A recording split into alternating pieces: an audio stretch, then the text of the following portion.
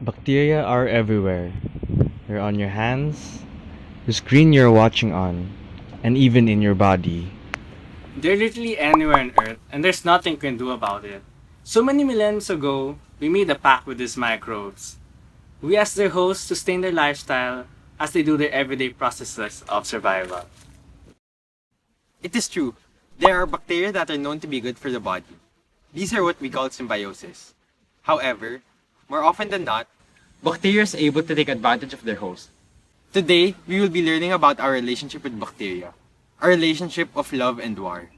This relationship continues to evolve in a threatening way. This is called antibiotic resistance. But first, let's rewind back to what bacteria actually is.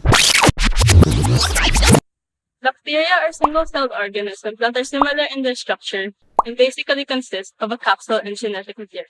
However, there are characteristics in these structures that differ. For example, the amount of peptidoglycan present and the structure of the cell wall itself determines how a bacteria can be penetrated and how it behaves, also coined to be gram-positive or gram-negative bacteria. It is also because these bacteria have different characteristics that not all bacteria are harmful. The ones that are, which we can call pathogenic bacteria, are the ones that have a system in place. And this follows several steps as it enters the human body. The first stage is invasion. The bacterium enters the body and, if not killed by the immune system, will multiply. Next, the bacterium would consume our body's resources and produce compounds that are toxic to us humans. In the past, people have died due to bacterial infections they don't even know about. That is until Alexander Fleming discovered penicillin. And medicine has never been the same.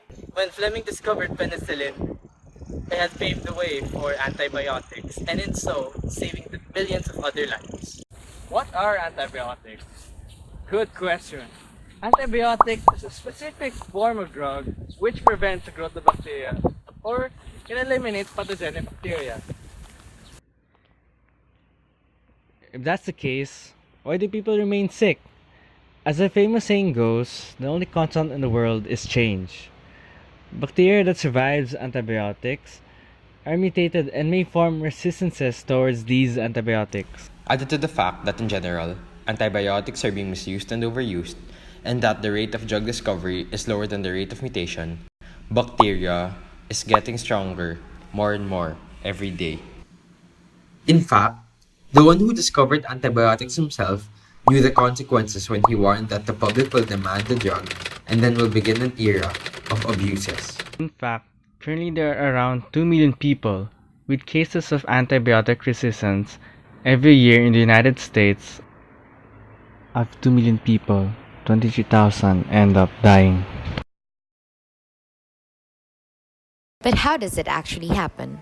Ultimately, there are four mechanisms in which the resistance takes form beyond that of the preliminary protection provided by drug efflux pumps. Firstly, some bacteria are able to alter their cell wall so that it is not permeable to the drug. Second, bacteria are able to alter the shape of the supposed binding site of the antibiotics, hence the drug will not be able to attach to the bacteria. Third, bacteria can develop enzymes or compounds to inactivate antibiotics. Lastly, bacteria are able to minimize the concentration of antibiotic cells that attach to the bacteria. Now, are we forever going to play keep up with the ever becoming resistant bacteria? Scientists say that there's no more need to play keep up. There's no forever, as they've discovered a new way to kill bacteria without the need of antibiotics. This is what we call photodynamic inactivation. Photodynamic inactivation, or simply PDI, is a form of therapy in eradicating bacteria. It simply uses three things: atmospheric oxygen, a light source, and a photosensitizer in order to create and develop this therapy. With the right combination of these three things, one can eradicate bacteria in under 30 minutes. How this works is that the photosensitizer that was originally in its single state becomes excited by absorption of photon of a specific wavelength. Generally, what attacks and inactivates the pathogenic bacteria is either the oxygen radicals that are byproducts of the reaction or the singlet oxygen's energy transfer that results to the activation of different substrates as seen in type 2 of PDT. Now remember gram-positive and gram-negative bacteria? Well, the thing about gram-positive bacteria, the one with the thicker peptidoglycan layers, is that it is harder for the photosynthesizer to penetrate into it.